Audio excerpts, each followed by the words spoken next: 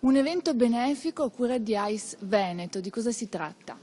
Per la quinta volta, siamo alla quinta edizione, portiamo avanti questa iniziativa che mette letteralmente in commercio un vino veneto. Ovviamente siamo un'associazione che si occupa di formazione, è l'unica bottiglia che riusciamo a imbottigliare, diciamo così scherzosamente, quindi sullo scaffale virtuale dell'Enoteca di AIS Veneto, in prossimità delle festività, abbiamo la possibilità di mettere a disposizione dei soci di AIS, ma anche al grande pubblico, una bottiglia grazie alla quale, grazie al cui ricavato, possiamo attivare delle iniziative solidali, delle iniziative benefiche.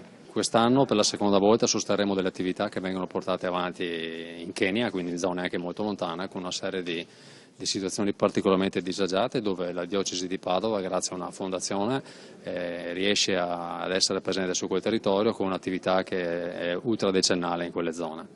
Diciamo anche qual è il vino.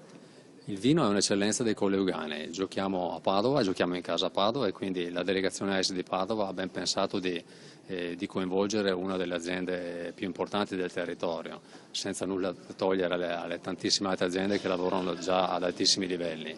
Il vino è Rosso Gemola dell'azienda Vignalta, quindi uno dei pezzi da 90 della produzione veneta e non solo euganea. Ma è facilissimo poterlo ottenere a casa propria ordinandolo dal portale di AIS Veneto, quindi semplicemente entrando nella pagina di www.aisveneto.it, nella pagina dedicata è possibile acquistare e ordinare il magnum e riceverlo comodamente sul divano di casa propria. Al costo di?